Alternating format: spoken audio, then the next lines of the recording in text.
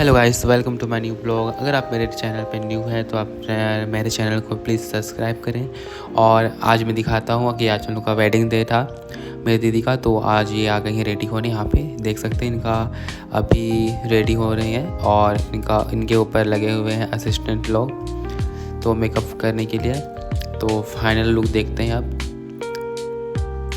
सो यहाँ पे देख सकते हैं फाइनल लुक रेडी हो चुकी है और इसी के साथ यहाँ पे फ़ोटो शूट वगैरह होने लगता है। तो देख सकते हैं फाइनल लुक कैसे दिख रहा है और अब फिर फ़ोटो शूट करने लग रहे हैं।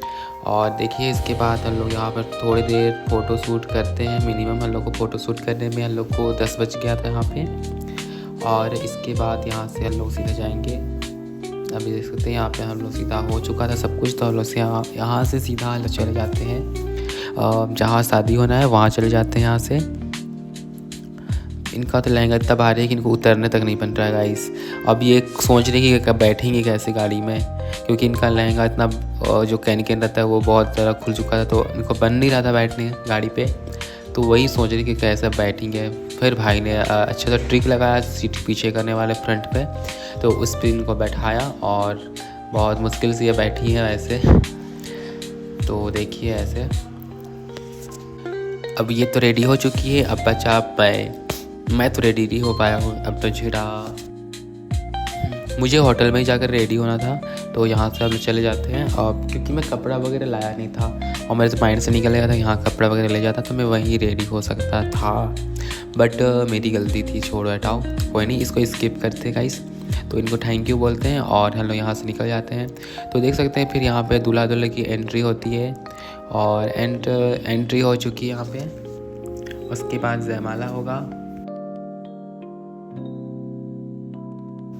जयमाला का कार्यक्रम स्टार्ट हो चुका है, देख सकते हैं कैसे। तो यहाँ पे जीजू ने तो अपना पैर झुका लिया गैस पहले ही, तो ठीक है कोई नहीं, आजकल स्टाइल है ये। तो फिर इसके बाद यहाँ पे सब खाने पीने में लगे हुए हैं और फ़ोटो शूट हो रही है अलग अलग उनकी।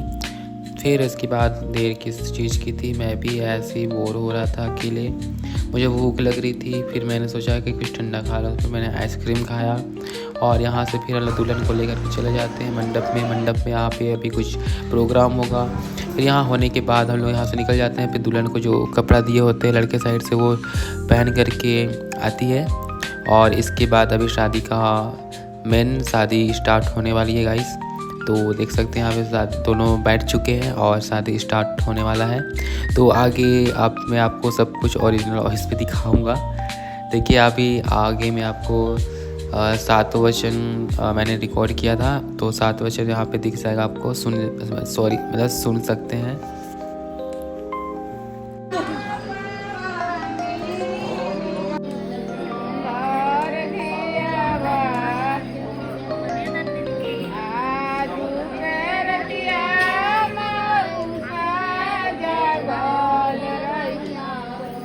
हुई है क्या?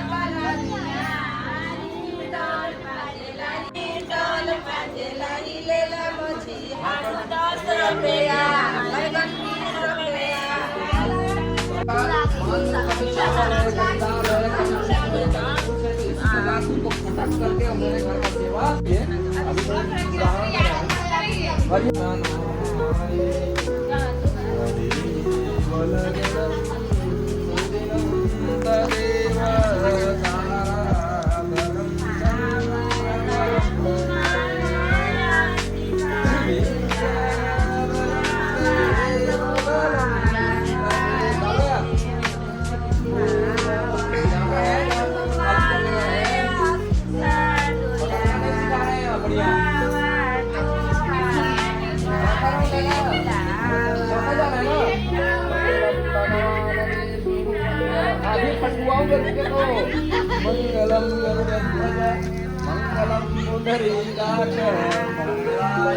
दिखा दो नाच। आगे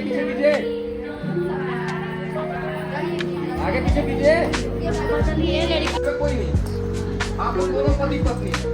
किसी कारणवश उसका तबीयत खराब हो गया या वो नहीं कर पा रही, तब आपको फटक करके सब कुछ करके बना करके उसको खिलाना है। स्माइल आ रही है, देख सकते हैं। बोलिए, ठीक है ना? लगना बढ़िया सीखा ना? चलो डालो, आगे काम आएगा। उसको डालो इसमें, भूल जाएंगे समझ में आते देखने के लिए। डालो आग में।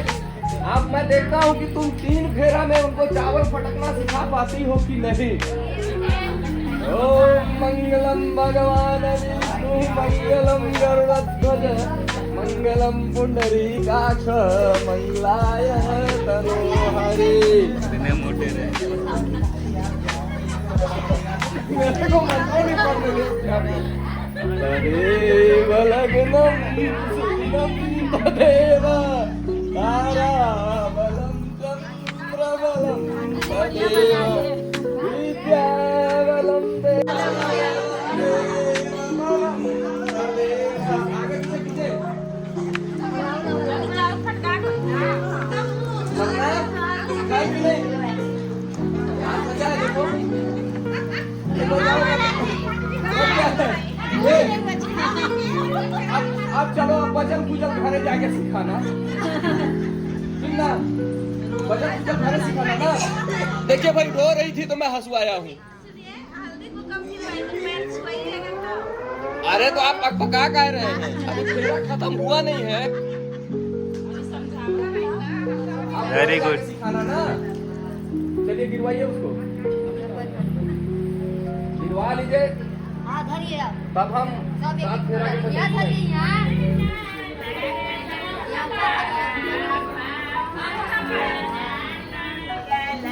चलिए। अब को आगे आगे बिठा दीजिए।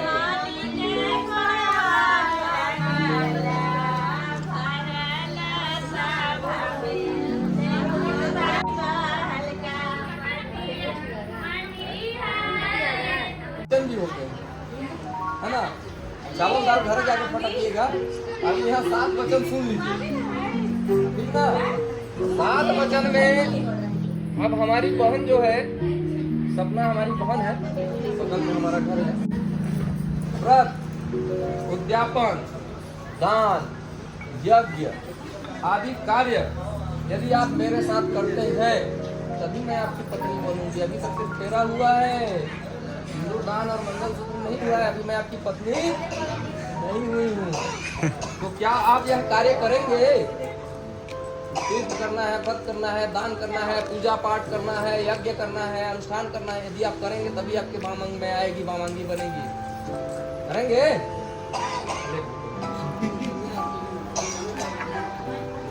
तो ठीक है सपना, हम मान गए हैं, यज्ञ दान सब करेंगे, है ना?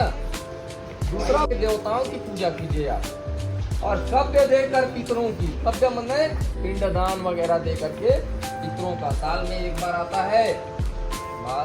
पितृ का कुआर के महीना में कृष्ण पक्ष में पितृ होता है और शुक्ल पक्ष में दुर्गा पूजा होता है। तो हव्य दे करके देवताओं की पूजा करना है, और कव्य दे करके पितरों की, मतलब हव्य हवन दे करके देवता का पूजन। जैसे भी हवन हुआ, आप जो हवन डाले ना, वो हवन ही था। हवन करके देवता का पूजन और कव्य मतलब पिंड दान करके पितरों का पूजन करोगे तो मैं तुम्हारे वाम अंग में आऊंगी। तो आपको पितृ का भी पूजन करना है और देवताओं का भी पूजन करना है। अगर पितृ रुष्ट हो गए तो देवता भी कुछ नहीं कर पाएंगे, है ना? अगर देवता रुष्ट हो गए तो पितृ कुछ नहीं कर पाएंगे। इसलिए दोनों को आपको समान, तो आपके वाम अंग में ये वामांगी आपकी पत्नी बनेगी। तो करेंगे ना? हाँ। अब तीसरा वाक्य क्या कहती है? जीवन में हमेशा सुखी रहिएगा, कभी कोई कष्ट नहीं आएगा, ठीक है? तो परिवार की रक्षा करना है। किसके परिवार का? दोनों के परिवार का रक्षा करना है, अपना भी और इनका भी। पशुओं का पालन करना है, गौ पालन कीजिए, भैंस पालन कीजिए, बकरी पालन कीजिए, जो भी है पशु पालन करना आपको करना है। तब मैं तुम्हारे वामंग में आऊंगी, ऐसा कह रही है। करेंगे ना? अब चौथा वचन क्या है? बहुत महत्वपूर्ण वचन है और बहुत बड़ी बात है। इस बात को मानिएगा तो आजीवन सुखी रहिएगा। देखिए, आय व्यय है ना, मेरी सहमति से करो। धन धान्य का मतलब यह है कि आप जितना भी कमाते हैं, रुपया, पैसा, धन दौलत, सोना चांदी, हीरा मोती, चावल दाल, जो भी आप कमाते हैं, उसका आय और व्यय, मतलब आय का मतलब जितना आप कमाए और व्यय का मतलब जितना आप खर्च किए, दोनों का ब्यौरा इसको आपको देना है। अगर आप 100 रुपए कमाए हैं, क्या कहती है?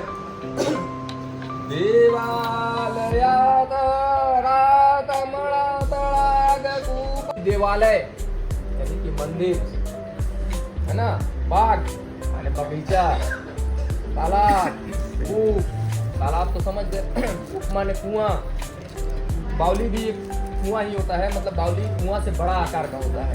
बावली आदि बनवा कर तुम पूजा करो तो मैं तुम्हारे बामन में आऊंगी। तालाब, कूप, सड़क, बावली आदि क्यों कहा जाता है? कि ऐसे रास्ते में चलते रहिए जहाँ पानी का व्यवस्था आप कर दीजिए, प्याऊ लगा दीजिए। गर्मी के दिनों में हम आप भी कहीं चलते हैं तो लगता है ना कि प्यास लगता है, तो कहीं तो पानी मिल जाए तो हम पी लें।